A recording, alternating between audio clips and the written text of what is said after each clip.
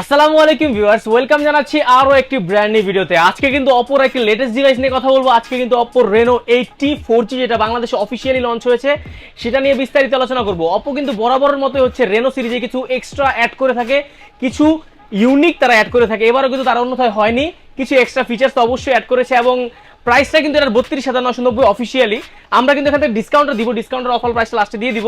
কিন্তু কথা হচ্ছে এই 32,990 থেকে আসলেই এই রেনো 80টা কেনা উচিত হবে কিনা। তো বর্তমানে রেনো 80 প্রাইস সেগমেন্টে আর কোন কোন ফোন বেটার হবে সেগুলো নিয়ে আজকে বিস্তারিত আলোচনা করব এবং এটার স্পেক্স নিয়ে আলোচনা করব। তো কথা বাড়াবো না, সরাসরি ভিডিওতে মুভ করো। যারা আমাদের চ্যানেলটা সাবস্ক্রাইব করেন নাই, পাশে থাকা বেল আইকনটি বাজিয়ে দিবেন সাবস্ক্রাইব করার পরে এবং অবশ্যই অবশ্যই অবশ্যই ভিডিওটা লাইক করবেন। আমাদের ঠিকানাটা হচ্ছে Bashundhara city, level 5, block shop number 55। তো কথা বাড়াচ্ছি না, সরাসরি ভিডিওতে মুভ করব। তো দেখতে পাচ্ছেন এটা হচ্ছে Oppo Reno 80 বক্সটা, কিন্তু Oppo Reno 80 5G এর মতো কার্ভ ডিসপ্লে যেটা আসছিল, এটা হচ্ছে কার্ভ ছাড়া 4G। তো দেখতেই পাচ্ছেন অরেঞ্জ কালার, আমাদের কাছে কিন্তু হচ্ছে অরেঞ্জ কালারটা আছে এবং ব্ল্যাকও চাইলে ব্ল্যাকও দিতে পারবো, দুইটা কালার হয়ে থাকে এটার। Oppo লোগো দেওয়া আছে এবং ভিতরে দেখি কি দেওয়া আছে। ভিতরে দেওয়া আছে হচ্ছে একটি ইউজার গাইড এবং হচ্ছে অফিসিয়াল ডকুমেন্টেশন এবং এখানে সিম পিন দেওয়া আছে দেখতে পাচ্ছেন। এবং এখানে কিন্তু খুবই সুন্দর একটা ট্রান্সপারেন্ট কেস দেওয়া আছে, যেটার কোয়ালিটি কিন্তু যথেষ্ট ভালো এবং ডিজাইনটা কিন্তু অনেক সুন্দর করা হয়েছে। এখানে একটু ট্রান্সপারেন্ট, এখানে একটু ম্যাট ফিনিশের মতো করা হয়েছে, এটা দেখতে কিন্তু এবং আঁকাতেও কিন্তু খুব ভালোভাবে আপনার হচ্ছে গ্রিপ আসতেছে আর কি। তো এখানে ভিতরে আমরা দেখি, ভিতরে দেওয়া আছে হচ্ছে ডিভাইসটা, this is the device and এটা সাইডে রাখি আমরা। সাইডে রাখার পরে ভিতরে দেখি কি দেওয়া আছে। ভিতরে দেওয়া আছে একটি হচ্ছে 33 ওয়াটের ফাস্ট চার্জার, 33 ওয়াটের চার্জার। 33,000 টাকা প্রাইস সেগমেন্টে একটু কম হয়ে যায় অন্যান্য ফোনের সাথে তুলনা করলে, বাট স্টিল মানে কি করবো, অপো যেহেতু দিচ্ছে অবশ্যই আমাদের এটা মানতে হবে। এখানে কিন্তু দেখতে পাচ্ছেন type A to type C cable. Type C কেবলটা কিন্তু একটু চিকুন মনে হচ্ছে, একটু মোটা হইলে হয়তো বেটার হইতো। এনিওয়েজ এগুলো সবকিছু সাইডে রাখি, এগুলো তো আসলে মানে অ্যাক্সেসরিজের ব্যাপার স্যাপার, এগুলো কম বেশি অ্যাডজাস্ট করা যায়, বাট ফোন নিয়ে কিন্তু কোনো অ্যাডজাস্টমেন্ট হবে না। This is the device and this device looks too much cute এক কথায় বলতে গেলে। দেখতে পাচ্ছেন পুরোপুরি লেদার ফিনিশ এখানে, মানে আমরা কিন্তু Oppo F21 Pro তে সেম কালার দেখেছি এবং ডিজাইনও কিন্তু হচ্ছে লেদার ফিনিশটা যেটা Oppo F21 Pro তে সেম দেখেছি। তবে সাইডের যে আপনার হচ্ছে ফ্রেমটা পুরোপুরি গোল্ডেন, দেখতে কিন্তু খারাপ লাগে না, প্লাস্টিক ফ্রেম এবং কিন্তু গোল্ডেনের যে ফিনিশ সেটা কিন্তু অনেক বেশি ইউনিক লাগতেছে এবং ইন হ্যান্ড ফিল যেটা হাতের ফিল যেটা, এটা কিন্তু ভালো লাগতেছে অবশ্যই অনেক বেশি। তো পিছনে কিন্তু আরো দেখতে পাচ্ছেন ট্রিপল রিয়ার ক্যামেরা সেটআপ, যেখানে হচ্ছে আপনার গিয়ে দুইটা লেন্সের মধ্যে অ্যাডজাস্ট করা আছে, এখানে দুইটা ক্যামেরা, এখানে একটা ক্যামেরা ব্যবহার করা আছে। তো এখন কিন্তু সরাসরি স্পেক সম্পর্কে আপনাদেরকে ধারণা ট্রাই করবো আর হচ্ছে ভিডিওতে এখন মুভ করবো। Oppo Reno 80 ইন হ্যান্ড ফিলের কথা বলতে গেলে 6.43 ইঞ্চির একটি কম্প্যাক্ট সাইজের ডিসপ্লে এখানে ব্যবহার করা আছে এবং এটার ওয়েটটা হচ্ছে 180 গ্রাম এবং থিকনেস হচ্ছে মাত্র 7.8 মিলিমিটার। যথেষ্ট স্লিম এবং স্লিক এই ফোনটা এবং এটার পিছনে কিন্তু ব্যবহার করা আছে গ্লাস ফ্রেম এবং সামনে কিন্তু গরিলা গ্লাস 5 এর প্রোটেকশন আছে এবং অরেঞ্জ কালারটা যেহেতু লেদার ফিনিশ দেওয়া আছে সেক্ষেত্রে কিন্তু পিছনে ইকো লেদার ব্যাক প্যানেল ব্যবহার করা আছে এবং ফ্রেমগুলো হচ্ছে প্লাস্টিকের। তো ওভারঅল ডিজাইনটা দেখতে গেলে কিন্তু পুরোপুরি কম্প্যাক্ট একটা ডিজাইন এবং হচ্ছে দেখতেও কিন্তু খুবই ভালো লাগতেছিল। ইন হ্যান্ড ফিলটা আমরা ভালোই পেয়েছি এখান থেকে। বাটন এবং পোর্টসের কথা বলতে গেলে ওয়েবসাইটে কিন্তু সবার আগে দেখবেন হচ্ছে ইয়ারফোন জ্যাকটা ব্যবহার করা আছে, যেটা ইম্পর্টেন্টলি থাকা অনেক জরুরি, কারণ এখন কিন্তু অনেকগুলো ফোনে আমরা দেখতেছি আস্তে আস্তে হারাই গেছে।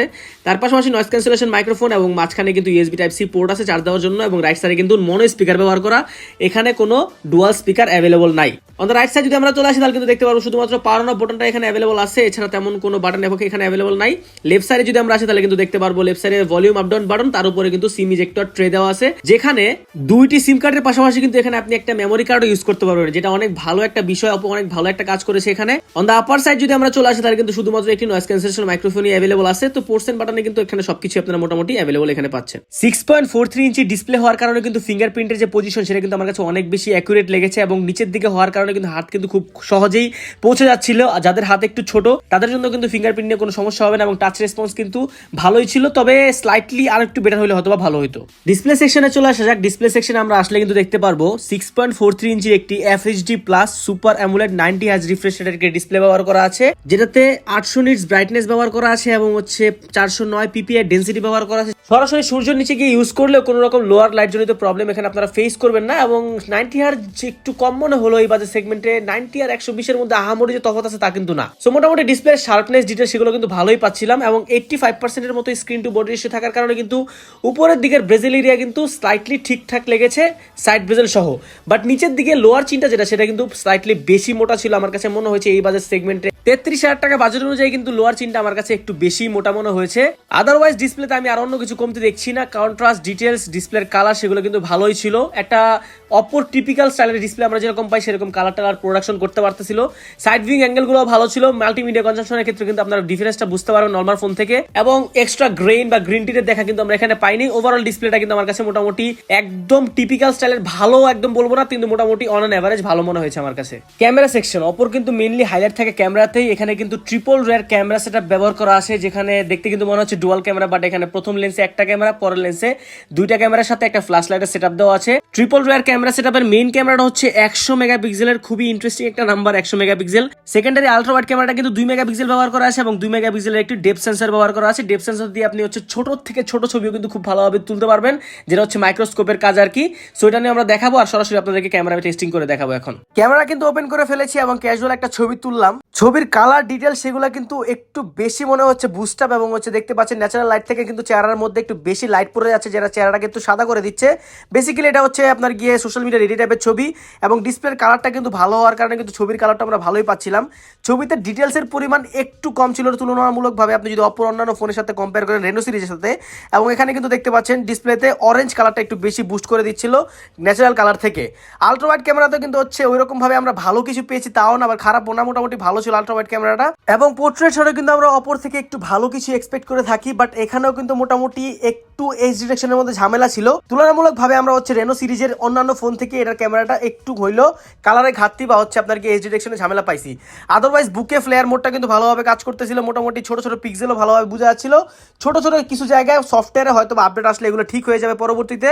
আদারওয়াইজ কিন্তু আমার কাছে মোটামুটি সরাসরি ক্যামেরা টেস্টিং করে কিন্তু পোর্ট্রেট শটে ভালো একটা ফিল দিছে। তাছাড়া কিন্তু আপনারা নাইট ক্যামেরাটা অ্যাভেলেবল এখানে পেয়ে যাবেন, নাইট মোডে কিন্তু মোটামুটি ভালো পাবেন, এবং হচ্ছে 2x বা 1x এর ছবি তুললে কিন্তু মোটামুটি ভালো ব্যাকআপ পেয়ে যাবেন। আপনি এখানে ফিল্টার চেঞ্জ করেও আপনি বিভিন্নভাবে ছবি তুলতে পারবেন, এবং মোর অপশনে গেলে কিন্তু আপনাদের জন্য অনেকগুলো অপশন থাকছে, বিভিন্ন অপশন চুজ করে আপনি আপনার মতো কাস্টমাইজ ছবি তুলতে পারবেন, এবং এখানে স্লো মোশন এবং প্যানোরামার অপশনগুলো অ্যাভেলেবল পেয়ে যাবেন। সো ভিডিও সেকশন নিয়ে কথা বলতে গেলে এখানে কিন্তু আপনারা হচ্ছে 1080 প্লাস 30 fps পর্যন্তই পাবেন, তার বেশি কিন্তু পাবেন না। এটা খুবই ডিসঅ্যাপয়েন্টেড একটা ব্যাপার, যেখানে আপনি হচ্ছে 30,000 টাকা প্লাস বাজেটে 1080 প্লাস 30 fps পাচ্ছেন। আদারওয়াইজ ভিডিও কোয়ালিটি কিন্তু ভালো ছিল, স্টেবল কিন্তু মোটামুটি ভালোই ছিল, কিন্তু 60 fps হলে অবভিয়াসলি এখান থেকে ভালো ব্যাকআপ পাওয়া যেত। তারপরে মোটামুটি কিন্তু পিছনের ভিডিওটা কিন্তু ভালোই ছিল। ওভারঅল পিছনের ক্যামেরাটা কিন্তু ভিডিও প্লাস হচ্ছে ছবির জন্য অন এভারেজ লাগছে, আহামরি ভালো কিছু না, আবার একবারে ফেলে দেওয়ার মতো কিছু এখানে আমরা পাই নাই।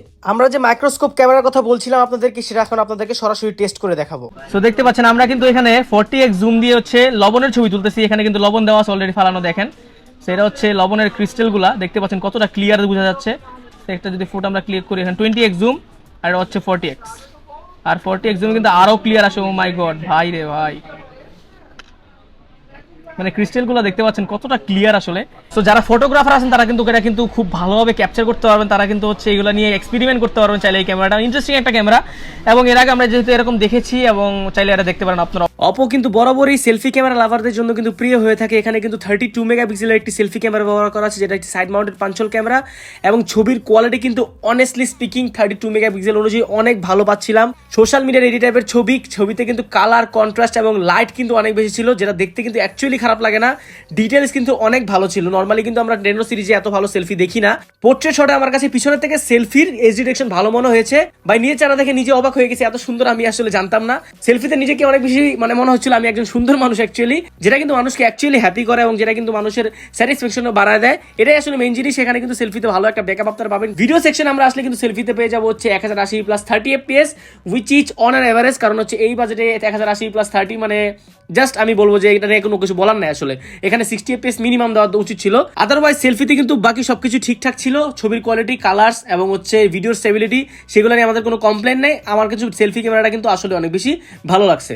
ক্যামেরা হলো, ডিসপ্লে হলো, এখন যদি ভালো পারফরমেন্স না পাওয়া যায় তাহলে কিন্তু হচ্ছে একটা ফোনের তেমন কিছুই থাকে না। এখানে প্রসেসর হিসেবে ব্যবহার করা আছে মিডিয়াটেকের হেলিও G99, একটি 6nm বেস্ট প্রসেসর।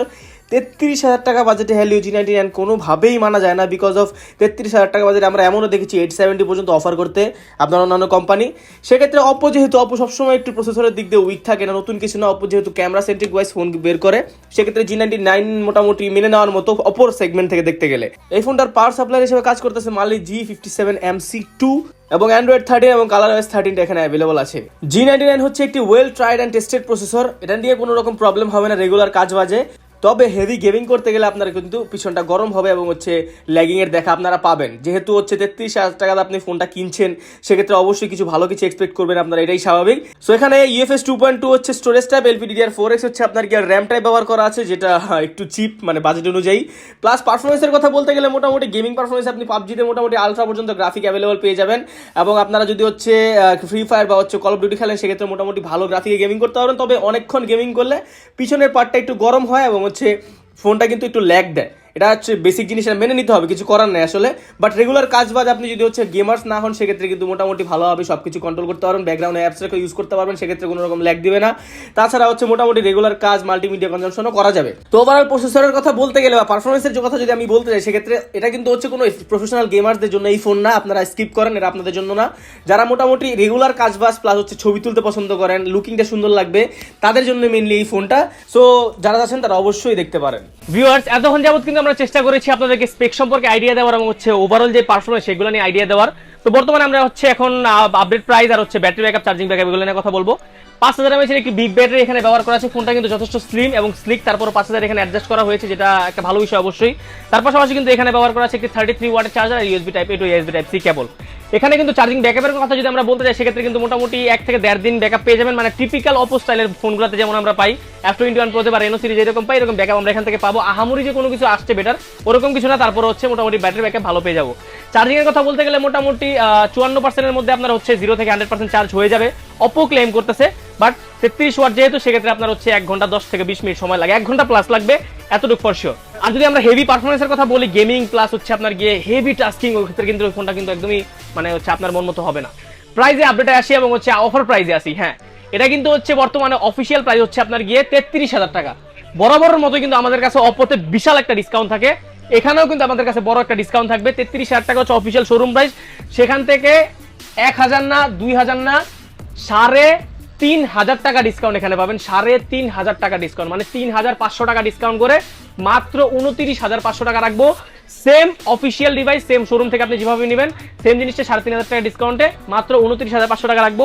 এখন অনেকের মনে হইতে পারে ভাই 29,500 এখন তো ঠিক আছে প্রাইস, অবভিয়াসলি 30 এর মধ্যে হলে ঠিক আছে প্রোডাক্টের প্রাইস, এবং হচ্ছে আপনারা চাইলে পারচেজ করতে পারেন এখন। সো অফার প্রাইস কিন্তু আপনাদেরকে দিয়ে দিলাম। আর অফার প্রাইস অনুযায়ী প্রোডাক্ট নিতে হলে বসুন্ধরা সিটিতে আসতে হবে। বসুন্ধরা সিটির লেভেল 5 ব্লক বিশপ নাম্বার হচ্ছে 55, আর এই আসলে আমার দোকানের নাম।